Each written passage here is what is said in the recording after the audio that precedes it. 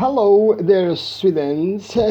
I wish you were preparing well for your baccalaureate exams. I wish also that you are trusting yourself and believing that you can do it because you have done a good job, you are excellent, you are smart, you are organizing your times, and you have enough time, to prepare well, easily, and slowly and step by step for your exams. Don't worry too much. Don't.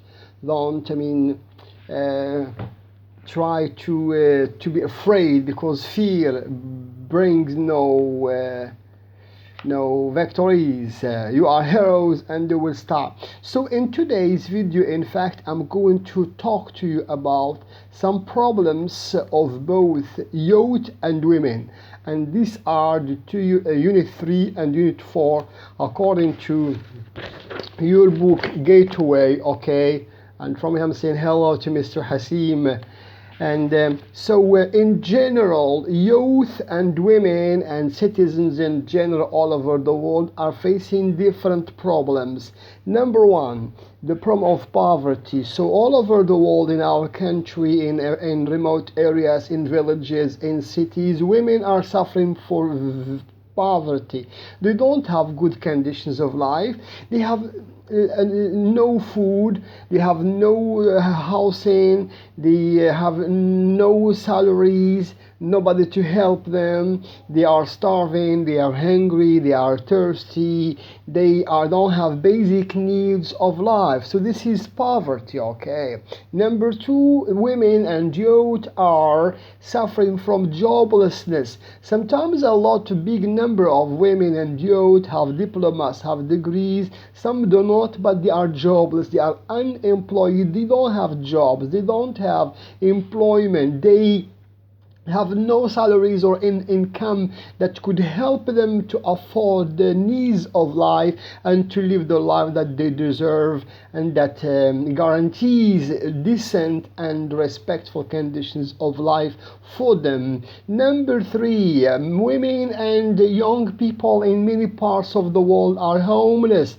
They are living in the streets, on the pavements, with no homes, no houses to protect them from the rain of winter, from the sun of summer, from the wind and the storms of autumn, and they are living like animals. Being everywhere in the streets and being disrespected, mistreated, disliked, and marginalized by the people. Number four, a big problem is marginalization. So people are marginalized. They are put on the margin of society. They are not integrated in the social, economic, political, cultural life. So they are not valued. They are not playing any role in the development and the progress of the society, and they feel that they are useless. They are only a burden on the shoulders of others.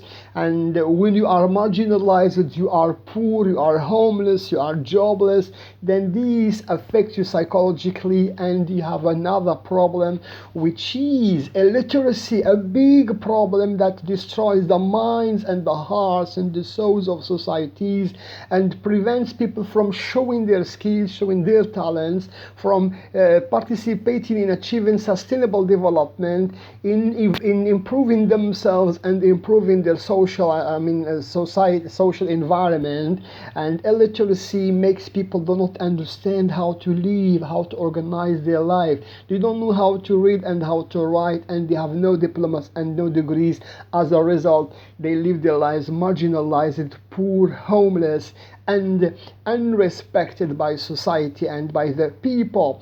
Another problem that women and youth suffer from is addiction to drugs, to alcohol, to crime. Addiction that makes people hate themselves. They feel idle, they feel very bad, they feel violent, and then they become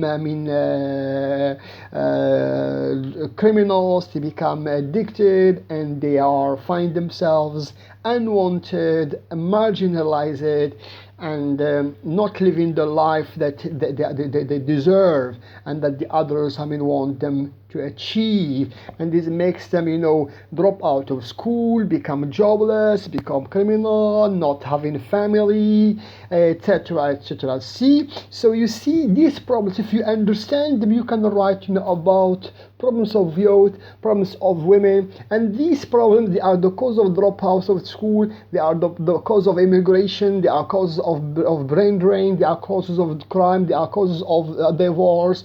Each one causes the other. They are interlinked, and when you understand two or three, you can use them in one paragraph or two paragraphs. Okay, so I wish you got these ideas. For example, when I'm writing a paragraph about, in my opinion, young people in my village suffer from two problems.